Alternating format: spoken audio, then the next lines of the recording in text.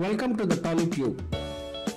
Sardar Gabbar Singh cinema టైంలో comedian Shakalaka శంకర్ను power star Pawan Kalyan కొట్టాడన్న రూమర్లు హల్చల్ చేశాయి.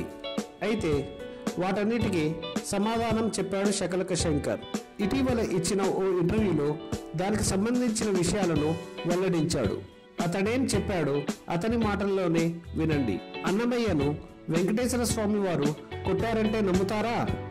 రామదాసును రాముడు కొట్టారంటే నమ్ముతారా? ఇది అంతే. వాటిని ఎలా నమ్మరో నన్ను పవన్ కొట్టారంటే నమ్మద్దు. ఎందుకంటే ఆయన రాముడైతే నేను రామదాసును, ఆయన వెంకటేశ్వర స్వామి అయితే నేను అన్నమయ్యను, ఆయన దేవుడైతే నేను భక్తుణ్ణి. దేవుడికి కోపం వస్తే భక్తుడి మీదే అరుస్తాడు, దేవుడికి ఏమనిపించినా భక్తుడి మీదే చూపిస్తాడు. నాకు పవన్కు ఉన్న అనుబంధం అలాంటిదే. ఈ జీవితం ఉన్నంత వరకు ఆయనే నా దేవుడు. అన్నమయ్య మీద దేవుడికి కోపం రాలేదా? ఇన్నాళ్ళు లాలించావు, పాడించావు, అప్పుడే వెళ్ళిపోతానంటావేంటి అంటూ ఈ భక్తులు మా మాట వినరు, మేమే వారి మాట వినాలి అని వెంకటేశ్వర స్వామి కోపడడా?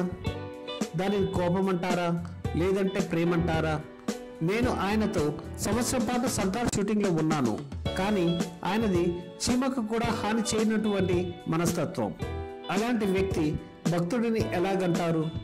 ఎవరి మీదైనా కోపడితే ఆయన తట్టుకోలేరు. ఆయనకు ఒక వ్యాపకమా? 100 వ్యాపకాలు, 100 పనులు, 100 రకాల పనులు. వాటిలో పడి ఓ మాట అంటారు, కసురుతారు. ఆయన ఏమైనా అంటే మనమే సర్దుకుపోవాలి. After all మనమెవరం? నేను ఒక క్యారెక్టర్ చేయటానికే వెళ్ళాను, ఆయనంటే ఇష్టం అంతే. కానీ ఆయన అలా కాదు కదా. ఆయన అభిమానించే వాళ్ళు నాలంటోళ్ళు ప్రపంచంలో కోట్ల మంది ఉన్నారు. పవన్ ఏ ఒక్కరి సొత్తు కాదు, అందరికీ సమానం. ఆయన నాకే సొంతం, నా దేవుడే అంటే కుదరదు. ఆయన నా భుజం మీద చెయ్యి వేసి కళ్ళల్లోకి చూస్తూ నేనంటే ఎందుకురా నీకంత ఇష్టం అని అడిగారు. దానికి నేనేం చెప్తాను?